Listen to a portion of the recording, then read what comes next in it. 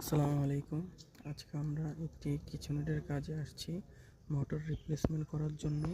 তো নতুন মোটরটি লাগিয়ে দিয়েছি। এটি হচ্ছে পুরাতন মোটর, 2 দিন আগে ক্লিনিং করে রেখে গিয়েছিলাম।